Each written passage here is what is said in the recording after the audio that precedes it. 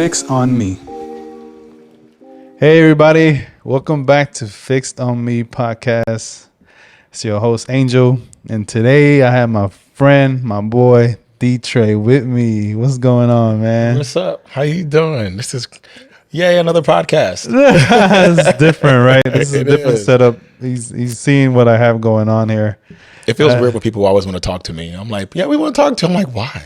About what? So, I enjoy it. Okay, so since you want to say you don't know why, you know why. Me and D-Trey have been a part of like a community group of men. Yeah. We get together probably like once or twice a month, and that's really where I connected more with D-Trey. We serve at the same church, but being in the men's group, I got to see a different side of him, and I think he got to see a different side of me. Yeah. So he's always been very vulnerable from what I've seen. So this podcast, this season, is about vulnerability. Yeah. Basically, you know what I mean? So I feel like you're actually a man to be celebrate because you embrace vulnerability. Yeah. So this episode is about men, especially black men that embrace it. Mm-hmm. You know what I'm saying? So if you have any tips or just, just share your story about embracing it. You know what I mean? Okay. That would be great. You know? I think the vulnerability for me, I think it became easy to accept because I was raised by women. Like from my mom was a single parent, for the most part. I was raised by all my aunts. My uncles were not around for various reasons. My older brother and I, we were like 6 years apart. So we're two different levels of maturity. And he was doing his thing, and I'm not interested because I'm much younger, 6.5 years younger. Remember, you got to keep the hand. Sorry, I didn't mean to interrupt you. Oh. Keep that hand on this side. Oh, yeah, sorry. Let me balance over here. Sorry. Yeah. And then just all of my cousins that we lived around were all female. So I just was raised around women all the time. So I think I always saw vulnerability. I always saw them, whether they're angry and demonstrating their anger, if they're sad, if they were hurt, if they were happy, whatever it was, I always saw them like they were always demonstrating. You always saw an example of it. Yeah. So I think that's where it really began with me. And so when I see people who aren't vulnerable or who are afraid to show emotion, I'm like, what's wrong?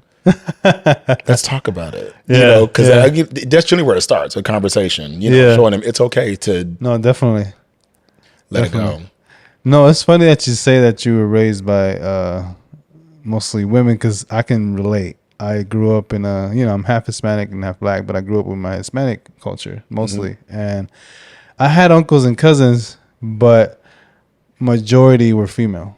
I had I can say I had like at least 16 female cousins that I grew up with, and 2 or 3 of them were boys. Yeah, the rest. So it's 18 of us who always, and we grew up together. I had my auntie lived across from us. My uncle lived right across the street, and then we were in the same neighborhood, so I grew up with them. So me learning about vulnerability, which is something a journey that I just started probably like 3 years ago, but I was used to seeing it. So that kind of molded me to be a type of man that I am. Same. I always watch how my cousins were being treated by, certain individuals that they were dating at the time. And I was like, I'm going to do the opposite. They sound like me. That's what I'm saying. Having this conversation with somebody. I'm going to sound the opposite. I would see how my mom would struggle with the opposite sex, and I'll be like, okay, I'm gonna be different. Same with my sister. So I was raised by them, and then when I did hang out with my uncles, it was mostly just like hanging out. It was mostly entertainment. I would be bored. Yeah, It was weird because it wasn't until hanging out with the men's group that I started finding comfort in male settings. That's okay. Yes, same here. Yeah, we're very similar to that point, because same here. I started going to the men's group first, I remember, and then we started inviting other people. And it was funny because I was very defensive, because I liked the small group that we had, and then they were letting in other people, and I was just like, yeah, man, I don't know, But it's grown, but we still have like a core group of people, you know, that we hang out with, and I'm very similar to D-Trey. I was not comfortable being open to other men. I was very uncomfortable. I was able to open to my mom, my sister, my wife easily. My wife seen very many vulnerable. But I guess that's, it's common. From being in relationships, I feel like that's common. But amongst men, it's not really common. You don't see that vulnerability amongst men. So Nope.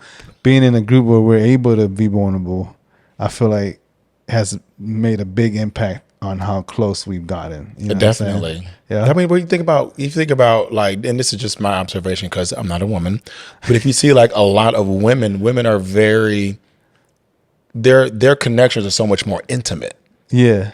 because of the vulnerability. Like Yeah. for me, I feel like vulnerability and honesty are the thing, or transparency, really breed intimacy, and Yeah. they tend to have that more than we do because they're less likely to hold back what they're feeling, what they're thinking, what they're going through. Versus, we always have to be strong and we got to man Yeah. up. Yeah, We're man not up. allowed to demonstrate because We don't want to get now you're acting clowned. like a woman. And it's just like, well, we can learn from that actually. Like Yeah. it'll make us better. Yeah. So yeah, that was very much my experience. I was having a conversation with a friend of mine like last week, and it was literally about how like being in male settings was very uncomfortable because I didn't have any examples. Yeah. Like my father wasn't around, or wasn't Same around here. very often. He'd pop up here and there, right? All my uncles, two of them were in penitentiary. Another one had been adopted out at a young age. So I had no Just male didn't really see him influences. like that. Yeah. My mom was married. Her husband was more busy doing his thing or whatever versus like, really Actually trying to taking be in like the a family, stepfather. trying to be Yeah. a father, right? Yeah. So I just really, it was for me, I was so uncomfortable around men that even to say what's up, those two Yes. words, I No, I my agree. dad would be like, what's up? And I'd be like, what's up? Yes. Because I knew I had to say it because that's what guys say. But I was uncomfortable saying it because I was always saying, hey, or hi, or hello, Yeah. how are you? Something like Yeah. that. It was never what's up. It's funny that you mentioned that because my dad, the same. He wasn't around. He was around till I was like 5 or 6, if I remember correctly. And the happiest memory I remember with him was we hung out and I got to meet my stepbrother. He has a brother on a different side and then from a different wife. Yeah. And then we went to Disneyland. So that memory helped me, deal with the abandonment issue of not having a father. Gotcha. I took therapy regarding that, and then Good. my therapist was like, "You just got to remember the happy moments. Your dad is your dad. You can't change who he is." And I was like, "That's true," but Also releasing the ideals of what we think a father should be according to what we've right, been taught what a father should be too. It's like right, now that you're a father or now that we're adults, you realize, oh, you're a person. yeah, exactly, And there are things, Exactly. like I watch TV now, I'm just like, I can see the humanity. I can understand like, Yeah. this father has traumas that these kids do not know about, and we want them to be something for us that they are probably not equipped to be because of where they've been. exactly, as and child. that's usually what it be. They're not equipped, Well, for my father's is a whole different thing. He was a little player, you know what I'm saying? My father was a drug addict. My That made it hard for him, but that came from childhood traumas yes, that he, to this day that I'm aware of, he still hasn't really reconciled. yeah, And so it made it difficult for him to be a father. And then him and my mom's relationship it was very tumultuous. Like they were at each other's heads all the time. And so whenever they would get upset with one another, I wasn't allowed to see my father. okay, And got it. so he would try to be present at times. It wasn't many times, but when he would try to be, if there was an issue, then I wouldn't get to see him. Really, much. they were bumping heads. So yeah. So that a lot of it just. But my father was in an accident that almost took his life maybe about 10, 12 years ago. Mm-hmm. And I remember going to check on him and that side of the family. And while I was there, I found a notebook that he kept when he would go to rehab. They would have like group therapy, and they would encourage him to like have a journal. Yeah. So I'd read the journal. I was reading the journal, and He let you read it. well, he was in the hospital. He was unconscious the entire 2 weeks out. There was a head injury. Got it. So they had to keep him So sedated. you got access to Yeah. So his wife was there, and I was staying in his room. yeah. And so, okay. not to give too many details, but at that time, him and his wife they were going through the process of divorce, which they threw out when the accident happened, but he was staying at his mom's. They were separated. Okay. So I was in the room that he was staying in, and there was a notebook that he kept in rehab, and I was just reading it one evening, and his wife later told me, she said, I saw you reading it and I almost stopped you. She said, but then I knew this is something that he needs to see. Yeah. He needs to understand his father more. And I was appreciative because I read it, and a lot of what I read took me back to when I was a kid, and it explained a lot of whys. And it answered a lot of questions for me. I never hated my dad, but I was always disappointed. Yeah. You know, and so reading that, I had understanding, which helped to heal that part of me that was always disappointed. I was like, I see my father now. I see why that's cool. he was inconsistent. I see why his promises were broken. I see why he operates the way that he does. He's still broken. Yeah. And it's funny that reading about his brokenness brought my healing, you know, because I could see him as a full being. A side of him that you usually don't. Yeah, that's funny because I haven't seen that side of my dad. Take some notes. No, I'm just kidding. Nah, but you know, I do love my dad. I wish we were closer, but I guess I did some things that he found me. I would say like probably 7 years ago now through Facebook. Oh, he found me through Facebook and we connected that way. And he flew me out to where he was at. I met his wife. I saw my brother again. And I met the rest of my family, which was a goal that I wanted to. I wanted to meet my grandmother and my grandpa. And the crazy thing is I met my grandmother before she passed. So, you know, I connected with the family, but I didn't really connect with him that day. Gotcha. And then I came back that weekend. It was like a weekend, I believe. I came back and, you know, we would talk here and there, but I wasn't the one reaching out because I felt like I didn't have to. And then one day he called me. He's like, hey, man, you don't talk to me. You don't call me. What's up with that? And I was just like, I just let him have it. I was like, whoa, I don't feel like I need to call you. I haven't called you. You haven't spoken to me since I was like 6. Like, you think I need to do that? Like, I don't need to be calling you. You know what I'm saying? Like, I don't. It's not my responsibility. Yeah, you know, that's you're the father. You should be calling. That's what I felt like. That's what I felt because I was upset. I was, you know, I wanted to make him feel like I felt those other years, you know. But this was before therapy and all that. You know, this is just me just telling my spill. You know what I mean? That's beautiful. Though. That's a meeting of vulnerabilities too. Yeah. So, but when I was vulnerable, he stepped back even more. He couldn't handle it. He was just like, oh, you know, I'm going through this. I'm going through it. And I guess through that, not I guess, but through that period, I didn't know. I found out that day that when we had the conversation was that he was going through colon cancer. He's a colon cancer survivor. And I was just like, oh, okay, I'm sorry. You know, I'm sorry that, you know, but I didn't know. Like, but you called me telling me to do this and that. And I'm just like, you know, but when I was vulnerable, he just decided to be, he became more distant. Yeah. You know, and like, so if you ever watch this, Dad, just, hey, like, you finding about his colon cancer was me reading my dad's journal. Yeah. Because now you understood and allow you to, you repented to him for, you know, sorry I lashed out. Yeah. And also, and I did. I probably healed you from that moment. I think I did a couple days later, I called him again and I was like, hey, I'm sorry I lashed out, but you know, I was trying to make you feel, I think it was via text because he wasn't picking up the phone. So, you know, but this is another thing he said. He was like, oh, I just didn't want to be part of that drama. Instead of accepting the vulnerability. You see what we see? You know, I was just like, part of the drama. It ain't being drama, bro. It's just me telling you like, yo, this is what I went through. You my dad. You know what I'm saying? But it's okay. It's all right. This is how you feel. This is how you felt to deal with it. So, you know, when I went through therapy, that's when I got to see, like, that's my dad. That's how he's going to be. You know what I mean? Yeah. Now, I wish that he would reach out more because I do try to call him. I try to text him. He doesn't pick up. But because I want him to meet my daughter. Yeah. I want him to connect with Amia, you know. But hopefully one day they will. You know, because Amia's always asking me, like, I know mommy's dad and I know your mom, I know her mom, but where's your daddy? You know, she be asking me and I'm like, oh, he lives in Honduras now. He retired and moved to Honduras. Oh, can we go to Honduras and visit him?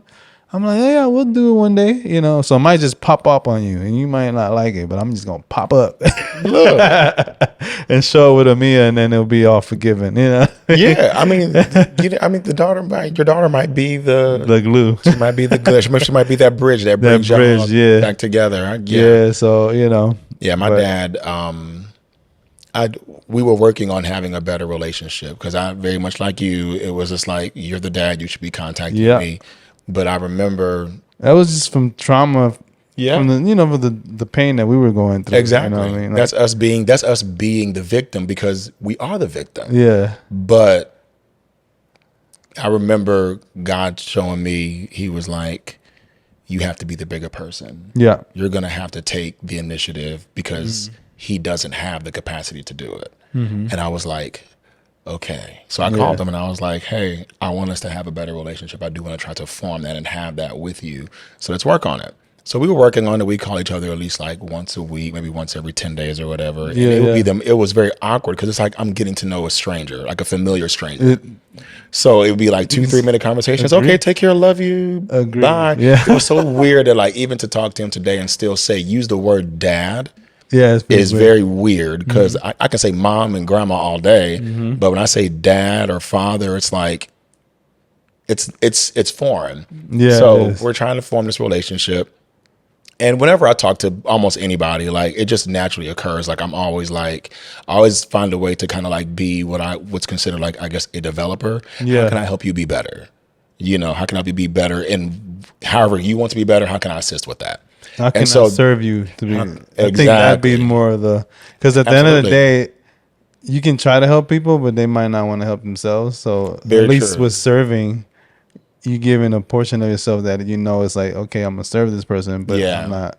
Being there for them on a kind of like a as needed or as wanted basis. Exactly. So I remember we were trying to form this relationship, and there was a instance where he just stopped answering my phone calls, and I didn't know what happened. So I called his sister. I'm closer with his sister, my aunt, naturally, Yeah, right? naturally. Yeah, that's how it be. That's how it is, right? So I'm I'm closer. gonna share. I'm gonna share. It's not with family, but go ahead. I'm gonna share Yeah, one. I'm that's much closer with her too because when I would go see my dad, he would either be staying with his sister or I would always end up over there. Yeah. And so I formed a good bond with her and her two boys.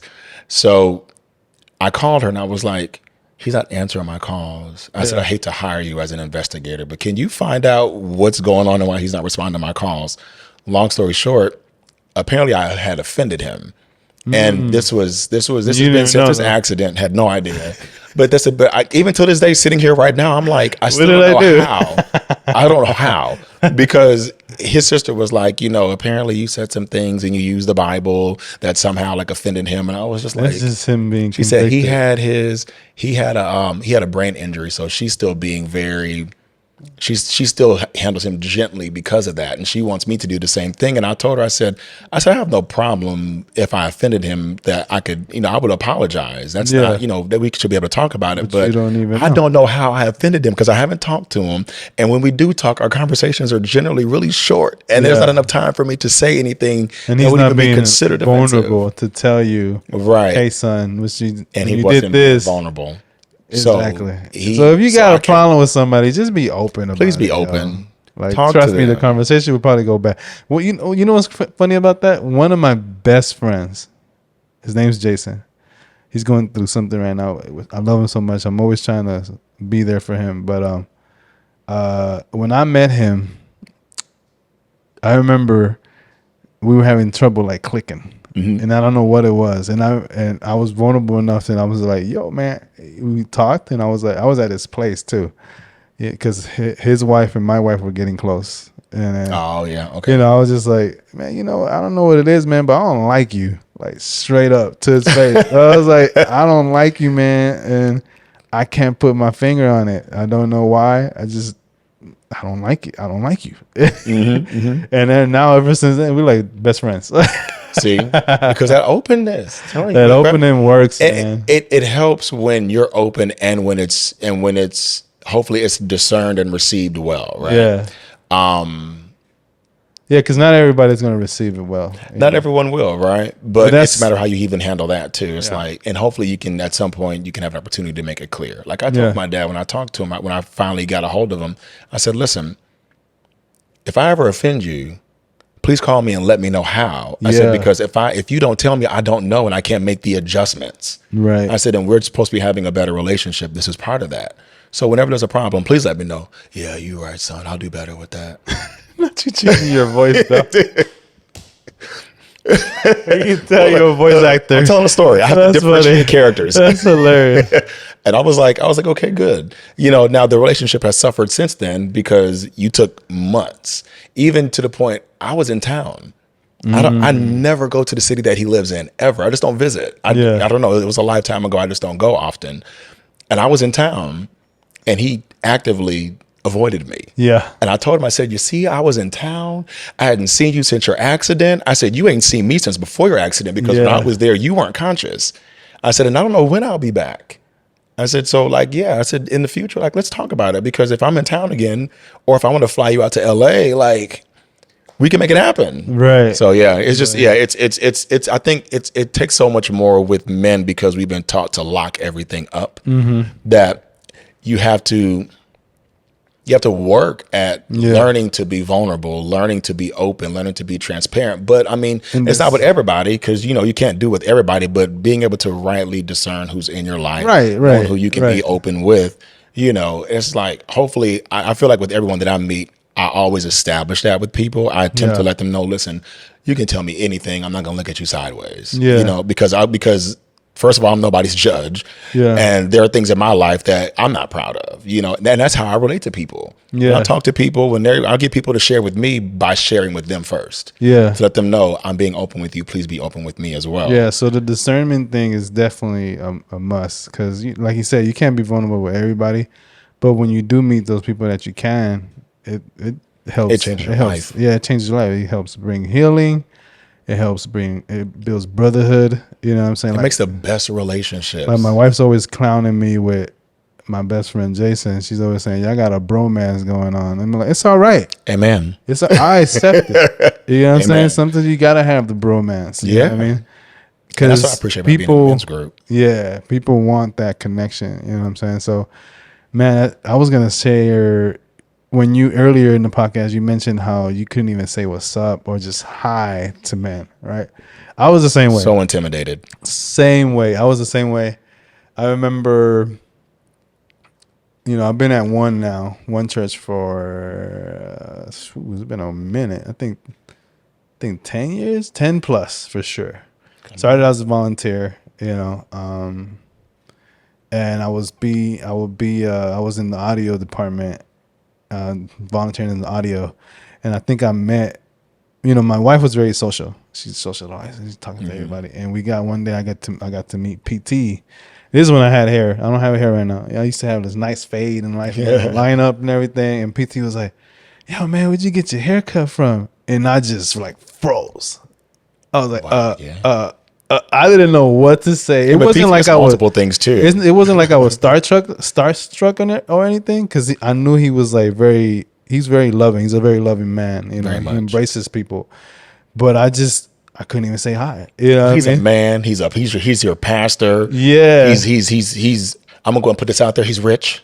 So it's like there's so many dynamics that can make him easily intimidating if you're not already acquainted with him. Yeah. So I get it. Yeah. So over the years, I've had definitely that relationship has developed. You know what I'm saying? And I remember recently, I would say probably like a couple months ago, I was helping somebody shoot a podcast, actually Brenda's podcast, and I was at his place. Yeah. And I talked to him, and I was just like, "Yo, man, I'm sorry if I ever never really try to talk as much. It's just that I was dealing with this. I was vulnerable with him. It's like, no, trust me, I understand. But our relationship is like a little closer than what it was Yeah. a long time ago. Yeah. Because I couldn't even talk to that person. There was a lot of people I couldn't talk to. Even Brian. I remember I used to avoid Brian Freeman, for a while. Be Be free. free, but now he's in that men's group that I'm talking about. So I'm closer to him, and just like I'm closer to Darnell and other people. I mean, I mentioned it in the podcast before, but yeah man. I love it because it's making me. It's teaching me even presently, how to have affectionate relationships with men Yeah. that I've never had before. You know, because of not having a father or uncles or like a brother that I was close to. I had two cousins that I would try to go see when I was a kid, but they lived in a city that was like 3.5 hours away, so I wouldn't get to see them all the time. But when I would, we were inseparable. Yeah. But that was the only male contact that I had mostly growing up. So now being here and being part of the men's group, I remember when I joined 5K. It's funny because it happened right before the pandemic. I was like, I'm going to start going and being more active. Let me try And then the to be more pandemic involved. Bro, when the pandemic happened, I was like, well, there goes that endeavor. Yeah, Like, yeah. I tried, you know. And that 5K was really good. I think Stefan was leading it. He was, yep. Yeah. He was living here. And he was Stefan, leading when I say vulnerability, Stefan is like an open book. He yeah, does not, I heard his story. he does multiple not times. care. He just like tells it, and he tells it like it is, and He's people are able real. to relate to him like crazy, you know. So the group was definitely getting Yeah. to a nice spot, and then shoom, shut Yeah, down. and then that happened, yeah. You know, yeah, it got shut down. But And then other since stuff then happened. now and coming into it, returning to it, and then well, not even so much 5K, but like essentially like I feel like I kind of what we do is like similar to 5K. It's brothers getting together and just sharing and all that. It's teaching me how to have that relationship, and it's funny because I like the fact that everyone is so open. Yeah. Everyone is so vulnerable. We've created that space where you can come and release, Yeah. you can come and talk, and we're not going to be like, oh, you man up, you got to be strong. Yeah, no, you still get some of the fellas that, like I'm always mentioning, that do that, or Yeah. or they're just quiet because they don't want to share their Yeah, thing, they're learning the space, you know. I But think then, once but it everyone always starts- hits them though. Once Something always it happens. starts going in the room, Oh, someone that always one comes in like person- this. Someone's coming, man, I got to talk to y'all about something, man. Yeah, That's where it starts. As soon as we got to talk, then that person that's being quiet person will that's be being like, quiet is like, oh man, I can relate, and then he just starts going in. and that's what builds the brotherhood. That's And what that's what builds builds that, the but the brotherhood. bonds. Like I can't truly connect with you if you're not open. Yeah. Right? It's like if you're keeping that wall there, Yeah, I can only reach around the wall and embrace you so much. Yeah. But if you remove that wall, I can fully embrace you. Yeah. That's why I think similar to you, where like when I'm having trouble connecting with somebody, I feel like the same way. I don't like you. But with that, for me, I'm learning there's something about you that I'm not liking, and it's generally the connectivity. I don't like that I can't connect with you. yeah, that's basically What's it. the problem? Like, why are you basically it. keeping me at bay? So that was basically the problem that I had with Jason. That's like I couldn't Gotcha. figure out how to connect with him. He's very different than me. Like he's like, Yeah. he's out there. He'll talk. He'll socialize, and I'm more like sit back, lay back. I'll talk when I want to talk. I'm a man of a few words. So this podcast for me has been very difficult. See, and this is easy for me because I have a lot of words. Like Yeah. when I say it's been a challenge, but it's been a great journey doing it with people that I've developed a relationship with. It's been making it easier to do these things. So I Good. appreciate you being on here, man. No, thank you for having me. Yeah, Oh, that is our. We right at 20 minutes? We went a little over, so it's great. That's good. That means there's some, you can cut some stuff out. We still Yeah, got a full because episode. But Well, hopefully but I thank said you, something that man. helped somebody or that encouraged somebody or even let someone into me even more. No, So, I think we've covered a lot of different things. This one felt very organic, and it's just I feel like we shared some stuff that people might be able to relate to. well, things about you that I didn't know. That Yeah. even about between two of us, I'm like, oh, he's just like me. Very similar. Yeah. It's a different past, but very similar. And it's funny that because I think I don't know if you saw the message from Isaiah with PT yesterday. No. Well, they did they were talking about a song about a temptation. He released this song. This is PT's son, and they had like a convo on stage, and they were talking about it. And then Isaiah said this. He's like, many people go through the same thing, just different paths. It's just people don't realize it because they don't come and talk to each other about it. Vulnerability. Exactly. Look at where we are today. It's crazy. So perfect. So, This is so perfect. So I'm looking forward to see what else this podcast can do and what else it can hopefully help other people. Yeah. So thank you guys for tuning in. Thank you, bro, again. Thank you. Appreciate ya. Peace, y'all. Peace.